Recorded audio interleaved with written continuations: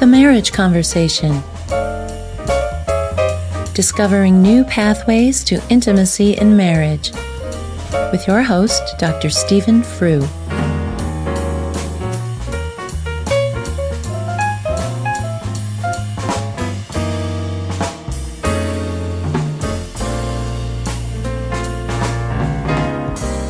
Recently, at a workshop we offer called Bringing a Marginal Marriage into the Center, New Strategies for Rebirthing Your Relationship. Quite a long title, I know.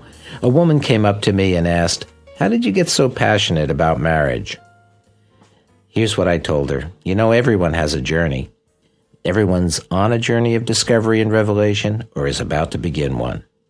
There are thousands of clues along the way. We are acorns becoming oaks. The challenge is to tune in, notice the clues, and honor your own journey. Of course, we miss most of the clues, but some stand out. Taking an inventory and looking at the milestones in your life helps. One such milestone occurred in the winter-spring preceding my first marginal marriage. I wasn't at all comfortable in my decision to marry, and I didn't know why. I had a series of dreams, all relating to my coming marriage, that troubled me deeply. There were storms, grave illnesses, international crises, major accidents, all kinds of carnage. Night after night, I'd wake up sweating and frightened. I was, at the time, in my second year of college, so the natural thing for me to do was ask for counsel. I went first to the head of the philosophy department, a man I considered wise, a mentor, and a friend. While walking across a snow-blown campus, he said, "You are experiencing something common to most young men on the eve of their marriage. It's called bachelor shakes. As soon as you marry, they will disappear. I wouldn't worry about it." Well, I was born at night, but it wasn't last night, so I decided to check this theory out with the psychology professor, a young, attractive, and articulate guy who later, unfortunately, took his own life. He listened for a while and then said something, hard to remember, about men's fear of women, women who devour men, marriage as a social convention, and some other things. I left no more enlightened and went to the library. What does one look under when confused, lost, overwhelmed? I found a book on marriage printed in the 1920s, which said husbands ought to submit to their wives and wives were to obey their husbands. I put it down and left. I made an appointment with a local Baptist minister, the chaplain of our college, and a decent guy. He was jovial, warm, and seemingly unafraid of my deep distress. He asked if my fiancée and I had talked about my doubts, asked if she were a Christian, asked if we had saved ourselves for the wedding night.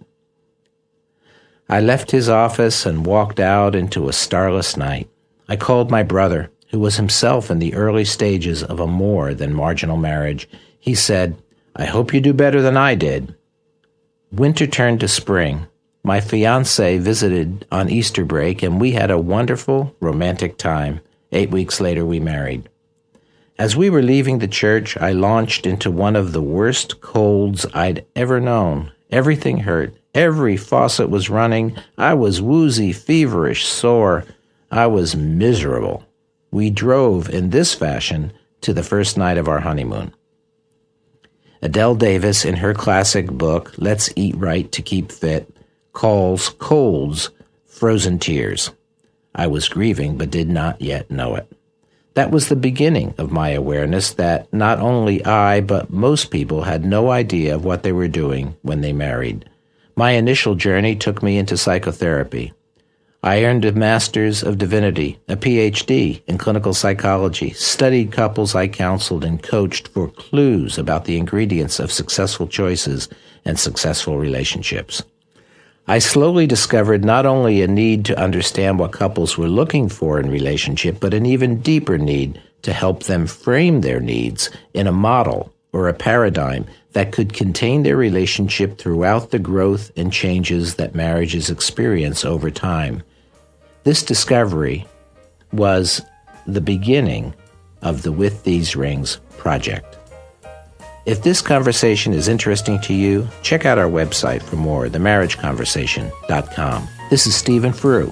Thanks for listening.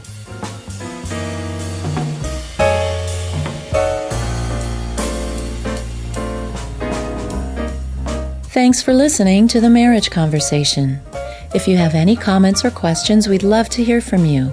Send your emails to Stephen@marriageconversation.com or leave a comment on the blog at www.marriageconversation.com.